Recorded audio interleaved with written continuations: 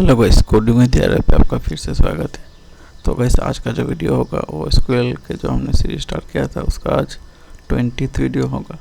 तो आज हम देखेंगे कि लेफ़्ट जॉइन क्या होता है। पिछले वीडियो में हमने इनर जॉइन देखा था। आज हम देखेंगे कि लेफ़्ट जॉइन क्या होता है। लेफ़्ट जॉइन, हार्ड जॉइनिंग एक ही तरीके का होता है, कंडीशन से ही हमको मीन्स उसको ज्वाइन करना होता है, लेकिन कुछ थोड़ा सा डिफरेंट होता है। जैसे कि इनर जॉइन क्या होता है, इनर जॉइन में जो कॉमन आएगा उसी को ही वो शो करेगा। जो फील्ड जो रिकॉर्ड्स कॉमन है उसी को शो करेगा। जैसे कि इस टेबल पे, सपोज इस टेबल पे मैंने यहाँ पर 2 3 4 स्टूडेंट आईडी और यहाँ पर मैंने 2 3 4 फीस पे आपका 2 3 4 दिया, यहाँ पर आपका 6 नहीं है। तो यदि मैं इसको इनर जॉइन करूँगा तो क्या आएगा, सिर्फ 2 3 4 ही आएगा और 6 नहीं आएगा, ठीक है। लेकिन कभी कभी हमको लगता है कि हमको मीन्स जो नहीं है, जो जिस टेबल पे नहीं है और जो मतलब कि तो जो बेस टेबल पे है और जो कंपैरिजन टेबल पे नहीं है उसको भी हम लाए। यदि 0 है तो 0, 1 है तो 1, कुछ भी नल है तो नल, उसको हम लाना चाहते। तो हम क्या करते हैं, लेफ़्ट जॉइन या राइट जॉइन, ये दोनों हम करते। पहले हम आज लेफ़्ट जॉइन करेंगे।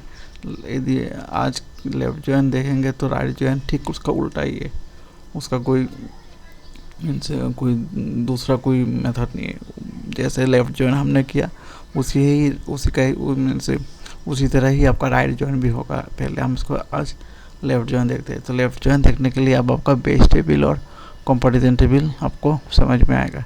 बेस टेबल हमेशा जो बड़ा होता है, जो टेबल पे डाटा ज़्यादा होता है उसी को हम बेस टेबल कहते हैं, ठीक है। जो डाटा बड़ा होता है उस टेबल को यदि हम लेफ़्ट पे रखेंगे तो हमको लेफ़्ट जॉइन करना होगा, और यदि हम उसको राइट पे रखेंगे तो हम उसको राइट जॉइन करना होगा, ठीक है। तो आज का वीडियो आपका लेफ़्ट जॉइन का है। तो मैं यहाँ पर लेफ़्ट जॉइन आपको दिखाऊंगा। तो देखिए, इस दोनों टेबल पे सेम ही है, स्टूडेंट इन्फो और स्टूडेंट फीस। तो हम दोनों को हमको इन दोनों को मीन्स ज्वाइन करना होगा स्टूडेंट का नाम लाने के लिए, ठीक है। तो यहाँ पर देखिए कौन से टेबल पे डाटा ज़्यादा है।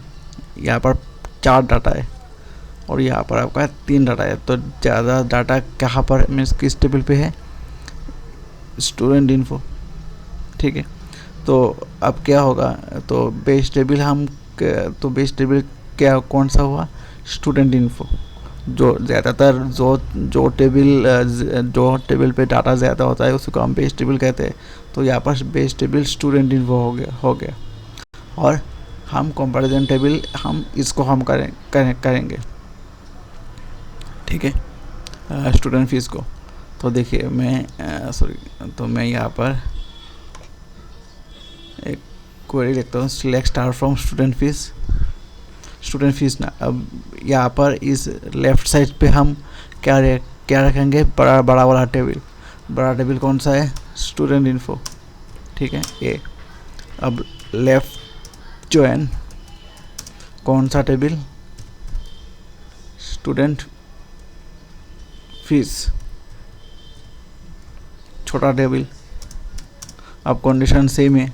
कंडीशन क्या है, A dot student ID equal to B dot student ID, ठीक है।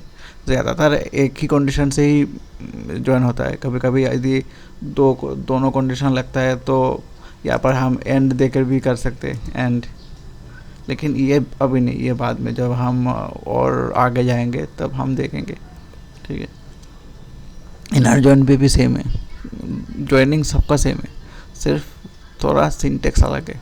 कौन सा टेबल कैसे बिहेव करेगा वो अलग है, ठीक है। तो लेफ़्ट जॉइन पे आपका बड़ा वाला टेबल लेफ़्ट पे आएगा और छोटा वाला टेबल राइट पे आएगा, ठीक है। तो left join student fees, student ID on student ID, ठीक है। अब मैं यहाँ पर भी सेम जो फील्ड हमको क्या कौन फील्ड चाहिए। अब यहाँ पर देखिए, यदि मैं मैं यहाँ पर a.id मतलब स्टूडेंट आईडी, ठीक है।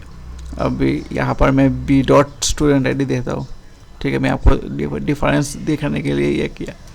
और a dot name, b dot student fees, ठीक है। अब इसको रन किया, देखिए ये क्या हुआ। मैंने पहले क्या लाया ए डॉट स्टूडेंट आईडी मतलब कि स्टूडेंट इन्फो से आईडी, और बी डॉट स्टूडेंट आईडी मतलब फीस पे जो स्टूडेंट आईडी था वो वाला। तो ये देखिए बी पे तो स्टूडेंट आईडी तो था ही नहीं, तो ये कैसे आ गया यहाँ पर। तो इसलिए इसको मीन्स ये तो नाल आ गया। क्योंकि